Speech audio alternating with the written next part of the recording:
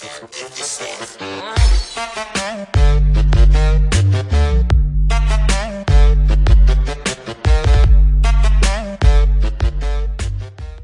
everyone, Pandero here. Once again on the Dane account, as will be mostly the case from here on out. I wanted to take a minute to talk about something that people don't really talk about much in videos, I don't think. The order of which you should upgrade heroes, specifically in taking them to 10 of 10. As you know, on this account I have lots and lots and lots of 10 of 10 heroes. Yeah, lots of them. So, I think there's a couple more. And there we go. So, in what order is the best order to take these heroes to 10 of 10? As always, it depends on what you want to do with the game. And there's some heroes as well that you only want to take to 10 of 10 in certain circumstances. So, from the start, heroes I would take from 10 to 10 of 10 first. And it'll probably be easier to show using this dealio down here. First off, Ares. So, at 9 of 10, good. But, and he doesn't decrease or increase energy reduced by his calamity. But silence goes from 5 seconds to 5.5 seconds. Now that doesn't sound like a lot, but that's taking the time in between his procs from 2 seconds, because there's a cooldown of 7 seconds, to 1.5 seconds. And if you can get one other stun at the time in the middle there, so like say you used Dread Drake, so stuns them for 1.5 seconds. If you can time that right, you can continually keep them under calamity or stunned, and the enemy team just won't stand a chance. So Ares is probably my number one as to who I would want to take to 10 first. Closely following Ares, there's a couple of heroes that are pretty much tied. And these heroes are Cupid, because increasing energy and damage by 65% for 6 seconds.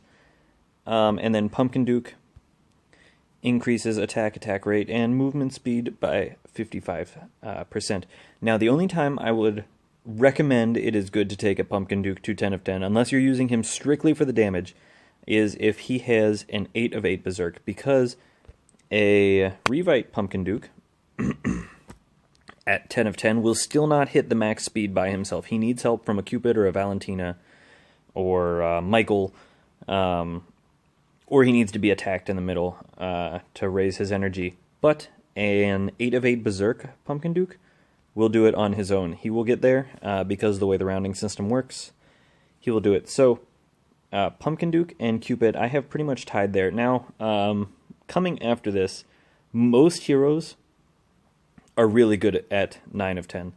And so taking them to 10 of 10 just to do it isn't that big of a deal. There's a few exceptions, one being Demogorgon goes from striking 4 random enemies to 5 random enemies, basically just dealing, an extra 3 attacks at 720%, so that is a great hero to go to 10 of 10. Medusa here, check it out, reduces hero's energy by 85 at 9 of 10, reduces it by 100 at 10 of 10. So this is like having a second Ares on your team. If you're setting up Lost Battlefield teams or something like that, Medusa and Ares on 2 separate teams gives you 100% enemy reduction for both of them. So both amazing at 10 of 10.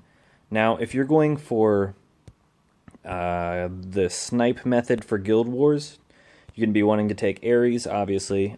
Pixie is going to be another one, and Warlock are going to be your big 3 that you want to take to 10 of 10. They are going to, obviously, they're going to do more damage. We can hop down here, and I can show you exactly what kind of difference in damage it is. So look at Pixie, or him. And another bonus from Pixie, I forgot. Cooldown goes from 6 seconds to 5.5 seconds. That is immense. every half second in this game really counts when it comes down to it. So deals 250 to 280. The heal, 30% more. It's just good. What can you say, right? We already talked about Ares. Here's Warlock, so going from 9 to 10, you can see the difference here. An extra 40% damage. Movement speed reduction is another 5%, and allies deflect 5% more damage. Really what we're looking for here is the increase in attack. So if you have a War God Warlock, that it just compounds and is amazingly helpful. So there's 3 right there that I'd really look at. Another hero that is great for 10 of 10.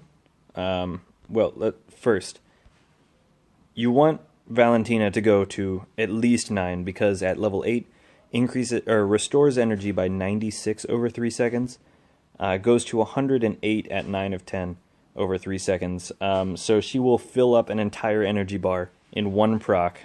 That is, I can't tell you how helpful that is in any game mode, especially Here Be Monsters. When she'll proc at the end of a round, all your heroes will have full energy for the next round. Now when we move her up to 10, look at this, an increase of, what is that, 18 energy over 3.5 seconds. So it pretty much goes 108 over 3 seconds, and then in the next half a second, it adds another 18 energy, which if you're using her for dungeons or something like that, revving up a Pumpkin Duke, this is a big dealio right here. Really big deal. Cooldown stays 6 seconds either way, so that doesn't change, but whatever. Also increases crit resist rate by an extra 2%. That's really, 2%'s fairly negligible at that point. Let's see, who else has a big change at 10 of 10? Let's see, Trixie Treat. Only going with the Pumpkies. I wouldn't worry about her too much. Michael is a good one, because goes from deflecting 66% damage, adds an extra 9%, so deflecting 75% damage taken. That will ruin here. That will ruin a Demogorgon in Guild Wars. So besides that, though, increasing attack and attack speed by an extra 6%, that is always welcome. Compounding that with a Pumpkin Duke and a Cupid, you are really, really increasing base damage. Let's go down here. Where is Minotaur? We got to talk about Minotaur. Got to. So it goes from targets 50 ground units in battle, 210%, and inflicting stun for 3 seconds. Big jump. Well, in some regards, targets 55, so you add 5 more. Always good, right? Can't argue with that. An extra 20% damage, which is huge. And then inflicting stun for 3 seconds, going to 3.5. We already talked about how every half second counts. This could be the difference between you beating a dungeon or not beating a dungeon. Stunning those magic towers is just killer. Also reduces energy by an extra 10%, so it will take them an extra hit. Will take enemies an extra hit in order to get there. Let's see, I don't use any of these guys. Blah, blah, blah, blah, blah. Siren's good if you're doing Archdemon. Increases damage taken. That's good, right? Phantom King going to 10. Reduces energy by 39 at 9. Reduces energy by 42, so that if you're using an arena, that's 1 extra hit that enemy hero needs to do to raise his energy enough to proc. So if you're doing arena, 10 of 10ing, Phantom King is great. Let's see, who else? I mean, everybody obviously is going to be better at 10. Adding an extra 90% attack there for Santa, though, that is crazy. That is absolutely crazy, actually. Stunning for an extra 0.2 seconds right here. Trees is actually interesting. Lets 6 allies take 50% less damage, versus lets 5 allies take 50% less damage at 9. I haven't done Tree yet, because really there's the only time that you have 6 allies is one going to be including himself, is going to be in Fortress Feud. So that's the only time I can really see this coming into play. Everywhere else, there's only 6 people or 5 people. Maybe if you used him in Arena. Nobody would ever use Tree in Arena, I don't think. Unless you have a Revite one and you're trying to go head-to-head and just tank the other team like crazy. This wouldn't be one that I recommend. Just for that, that's 80,000 shards.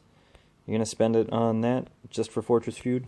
Maybe, maybe not. Depends on what you're trying to do, right?